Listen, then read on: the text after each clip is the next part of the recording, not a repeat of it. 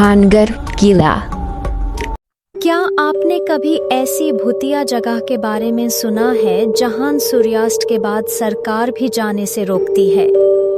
आज हम भारत के राजस्थान के सुनसान और झुलसा देने वाले मैदानों में चैलेंज भानगढ़ किले की उस खौफनाक कहानी का सच जानने के लिए। ये सिर्फ भूतों की कहानी नहीं है, ये एक ऐसी दस्तन है जो इस उजड़े शहर के पत्थरों में गदी है, जिसे आर्कियोलॉजिकल सर्वे ऑफ इंडिया ने ऑफिशियली भूतिया घोषित किया है।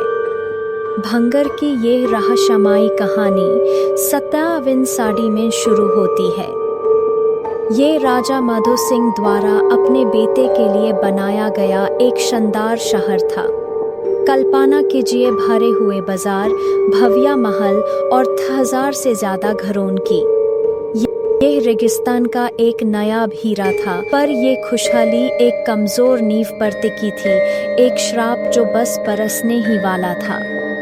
भानगढ़ के खौफनाक विनाश को समझाने वाली दो मुख्य किंवदंतियां हैं। पहली कहानी बाबा बालूनाथ नामक एक शक्तिशाली साधु से जुड़ी है। उन्होंने किला बनाने की अनुमति बस इस एक शर्त पर दी कि महल की परछाई किसी भी वक्त कभी भी उनके पवित्र ध्यान स्थल को न छुए। उन्होंने साफ चेतावनी दी थी कि यदि उनका वो पवित्र आश्रम कभी भी किले की परछाई में आया तो पूरा शहर तबाह हो जाएगा। पीढ़ियों तक राजाओं ने इस चेतावनी का सम्मान किया, लेकिन एक महत्वाकांक्षी वारिस ने, जो महल की, उसने साधु का आदेश अनसुना कर दिया। महल ऊंचा होने पर उसकी परछाई जमीन पर फैलती गई और अंततः बाबा बालूनाथ के स्थान पर जा गिरी। उनके वचनानुसार श्राप लग गया और पूरा भानगढ़ शहर पल भर में बर्बाद हो गया। वहां के लोग बिना किसी निशान के गायब हो गए। लेकिन दूसरी कहानी जुनूनी प्यार और काले जादू की है, जो सचमुच रोंगटे खड़े कर देती है। ये कहानी है राजकुमारी रत्नवती की, जो बंगाल की असली शान थीं। कहा जाता है उनकी सुंदरता बेमिसाल थी और पूरे देश भर से लोग उनसे विवाह करना चाहते थे। उनके ढेर सारे चाहने वालों में सिंगिया नाम का एक जादूगर तांत्रिक भी शामिल था, जो काले जादू की कला में बेहद माहिर था।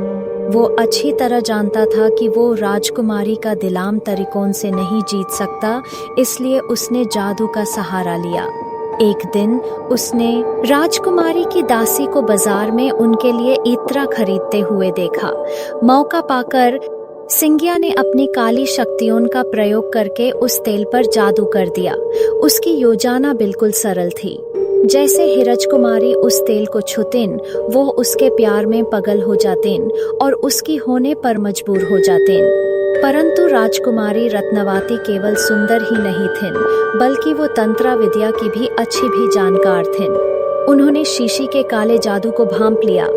तेल यूज करने के बजाय उसने उसे पास की एक विशाल शिला पर दे मारा। जैसे ही वो अभिमंत्रित तेल चट्टान से टकराया, जादू ने भयानक रूप ले लिया। तांत्रिक की काली शक्ति से भरी वो शिला जादू से उसकी ओर खींचने लगी। वो बड़ी तेजी से लुढ़कते हुए, रफ्तार पकड़ते हुए सीधे तांत्रिक की ओर बढ़ी। जैसे ही वो विशाल चट्टान गरजते हुए आई और उसे अपने भारी वजन से कुचल दिया। सिंघिया ने मरते हुए एक अंतिम विनाशकारी श्राप उस शहर को दिया जिसने उसे ठुकराया था। उसने भानगढ़ का विनाश लिख दिया कि कोई भी फिर कभी वहां बस नहीं पाएगा। उसने वहां के सभी निवासियों की आत्माओं को हमेशा के लिए हमेशा वहीं कैद रहने और अनंत काल तक भटकने का श्राप दिया। तांत्रिक की मौत के कुछ ही समय बाद भानगढ़ और पड़ोसी राज्य अजबगढ़ के बीच एक भयानक युद्ध छिड़ गया। राज्य अजबगढ़ के बीच और लगभग सभी लोग, जिनमें चहेती राजकुमारी रत्नवती भी शामिल थीं, मारे गए। मनु सिंगिया के श्राप ने उनकी किस्मत तय कर दी थी, जिससे शहर का पूर्ण विनाश निश्चित हो गया। भानगढ़ रातों रात खाली हो गया और उस भूतिया शहर में बदल गया जो आज हम देखते हैं। सदियों से ये खंडहर इस त्रासदी के मूक गवाह बनकर खड़े हैं। आसपास के गांव के लोग आपको बताएंगे कि ये जगह सुरक्षित नहीं है। वो अंधेर के बाद सुनसान गलियों में गूंजती अजीब आवाज़ों, पायल की छानक, फुसफुसाहट और दिल दहला देने वाली चीखों की बातें करते हैं। कुछ लोगों ने इन टूटे फूटे खंडहरों के बीच घूमते हुए काले साये देखे हैं, या फिर उन्होंने एक अजीब अनजाने डर को महसूस किया है, मानो कोई उन्हें चुपके से देख रहा हो। कहा जाता है कि यहाँ की हवा में ही दुख और निराशा का बोझ है। सबसे डरावना तो सरकारी रवैया है। भारतीय पुरातत्व सर्वेक्षण, जो एक सरकारी संस्था है, ने भानगढ़ के प्रवेश द्वार पर लगा बोर्ड कोई निशान नहीं बल्कि चेतावनी है। यह स्पष्ट करता है कि सूर्यास्त होने के बाद से सूर्योदय होने तक किले में जाना सख्त मना है। प्रशासन नियम सख्ती से मनवाता है। ऐसे कई लोगों की कहानियां हैं जिन्होंने चेतावनी को अनदेखा कर किले में रात बिताने की जुर्रत की। उनमें से कोई भी पहले जैसा वापस नहीं लौटा। कुछ तो फिर कभी दिखाई ही नहीं दिए। जो लौटते हैं वे अक्सर मानसिक रूप से इतने टूट जाते हैं कि अंदर के मंजर को बयां नहीं कर पाते। स्थानीय ग्रामीणों ने अपने नए घर किले की सीमा से काफी दूर बनाए हैं। वे मानते हैं कि राजकुमारी रत्नावती, दुष्ट जादूगर सिबिया और उन हजारों मृत आत्माएं आज भी उस वीरान महल और बाजारों में भटकती हैं। कहते हैं कि इन खंडहरों के पास किया गया कोई भी नया निर्माण रहस्यमयी ढंग से ढह जाता है, मानो वो श्राप आज भी जीवित है, जो इस शापित धरती पर जीवन को लौटने नहीं देता।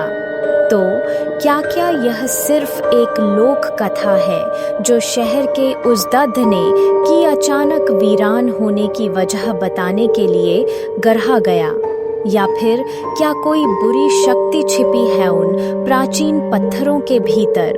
क्या यह किसी मरते हुए तांत्रिक का श्राप है या किसी अपमानित साधु का कहर है?